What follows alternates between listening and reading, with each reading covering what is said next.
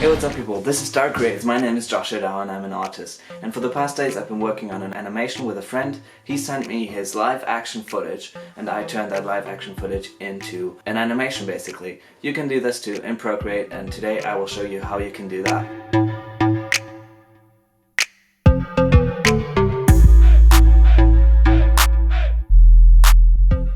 Turning live action footage into animation is something that is really popular right now. A lot of people use it, for example, in their music videos because it's an easy way for creators to make their content more exciting, more entertaining. It's also great for people who are shooting live action footage and there's shots that they just can't do in real life. Like, for example, a huge explosion or an alien invasion, and instead of using like props that would look very cheap or using special effects like VFX that are usually pretty expensive to come by, 2D animation, frame by frame animation is such an easy way to combine the two, and it doesn't have the problem that it's supposed to look realistic, that it's trying too hard to look realistic, because it's not. It's 2D animation. It's gonna look very stylized but in a cool way. So I started out this video not really wanting to make a tutorial out of it because I, to be honest, don't have too much experience working in animation. I have animated in Procreate before, but that was before they added the animation features that they have now, so I was kind of new to this too.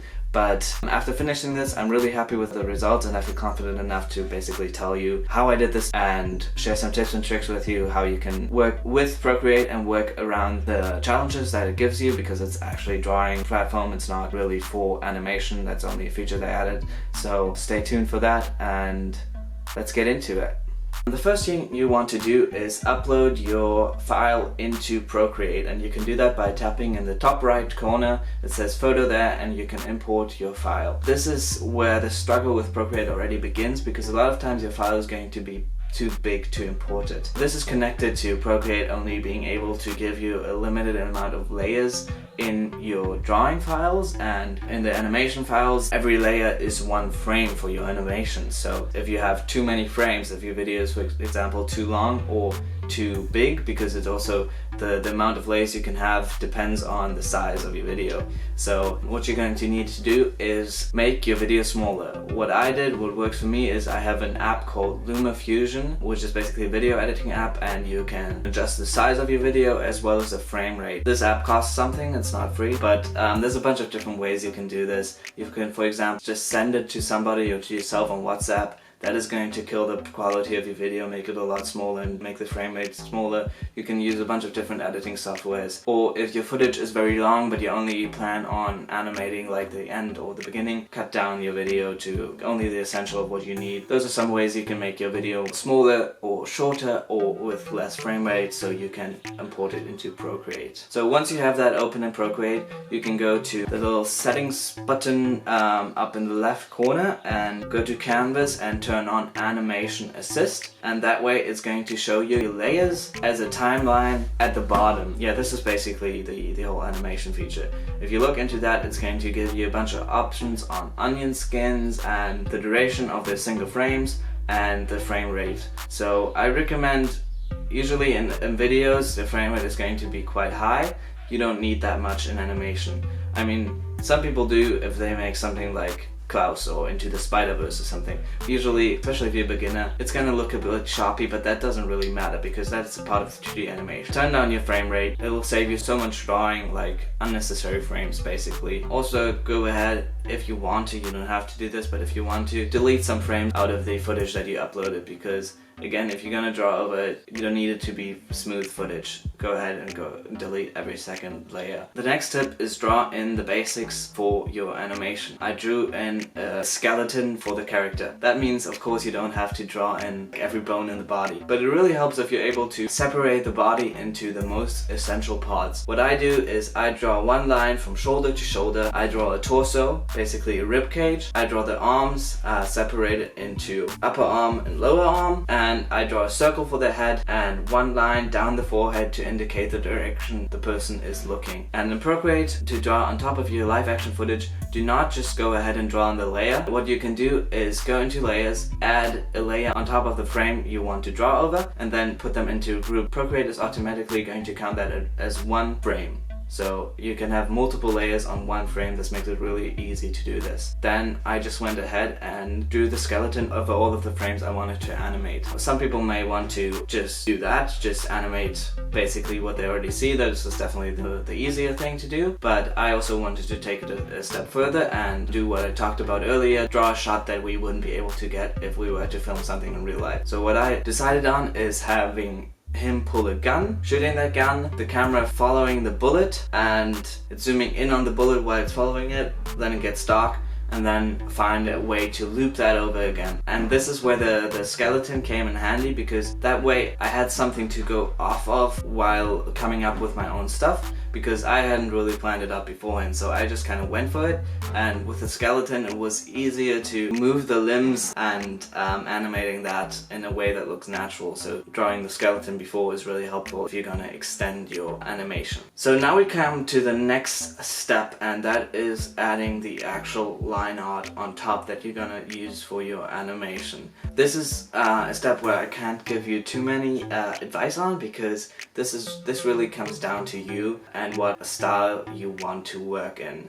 Now generally for beginners, and this is also what I did, I would advise you to work in the style that you feel most comfortable in, because in the end you're gonna do like 70, or depending on the length and the frame rate of your animation, but you're gonna draw this thing again and again and again and again. And if you're drawing in a style that you just saw somebody else do, and you draw one frame and it works out well, but then you have to draw another frame where suddenly everything is very different and the arms are raised and in a different position than what you originally drew, it's going to be a lot harder for you to adjust to that in a style that you're not used to. So if you're a beginner, just go for the style you're most comfortable with. You're gonna have to draw something over and over and over again. That's also what I did. I adjusted it a little bit, I made it a little more gritty and a little more simplified. This is also a good thing to do when you're working in animation, simplify it, because again, you're gonna draw it a lot, so you don't want to have too many details. What I did is I just drew, instead of eyes, like a line for the brows, a line for the nose, a line for the mouth. Then again, on the other hand, if you do have a little more experience or a little more confidence, this is also the part where you can go all out basically.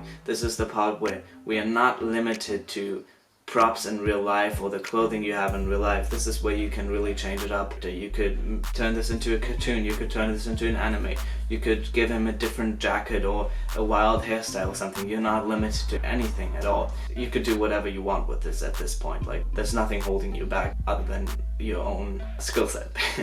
I sent the footage to my friend and he really liked it. We adjusted my ideas a little bit. There was one thing left to do, and that was to color the animation.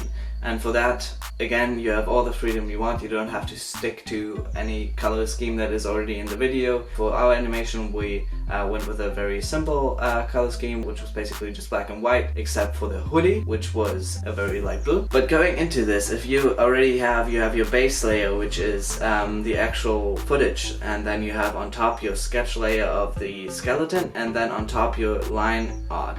This is again where Procreate's limitation of layers comes in, and you're already gonna have a lot of layers like that, and then you also want to add another color layer. Here's another tip for you. If you need more space in your file and you need more layers, but you don't want to delete your old sketch layers and have them like be gone forever, you can just go out of your file, go to select and select duplicate, and then you can duplicate your file. I also stack them then, so I have them together. Go ahead into the new duplicate and delete the old sketch layers there. You know you still have them safe in a different file, but you can keep working and clear space for new stuff.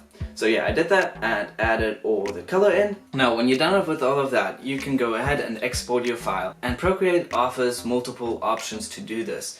You can have it as an MP4, as a GIF, or the way I like to do it is to export all the frames separately as PNG files.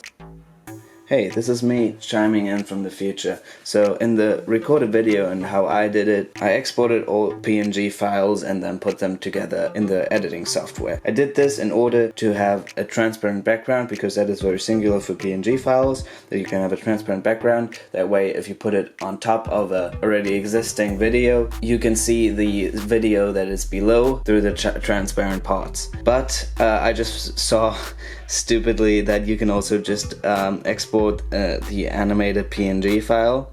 That is a lot smarter, obviously, because that way you don't have to put all the frames together again. Yeah, you just have the video like that already, but the background is still transparent, so yeah, you can select that here, transparent background, and that's way easier.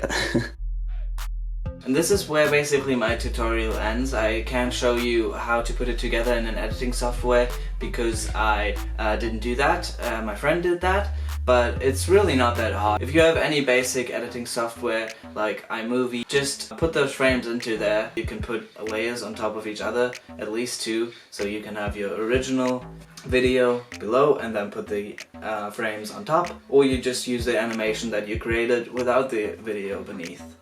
And here's the final result.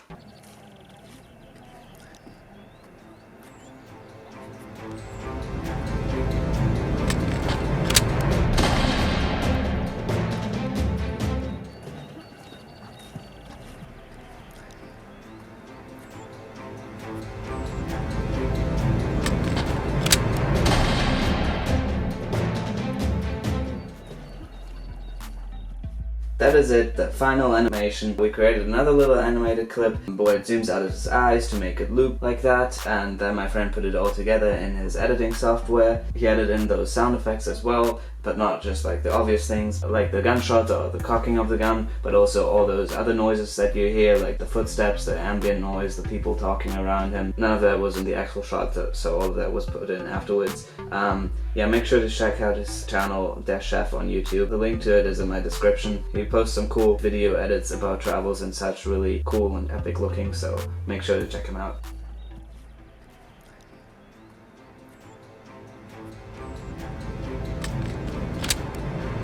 That is basically it for the tutorial. I hope you can create some amazing content. I hope you liked this video. I hope you understood everything. I hope I made everything clear. Please leave a comment down below what you thought about this. If this was helpful to you, if you have any suggestions for me so I can improve my videos, if you have any questions, or yeah, just whatever, please comment below. Please leave a like and subscribe to my channel. Also follow me on Instagram at @darkcreates, and yeah, I'm excited for more, and see you in the next video.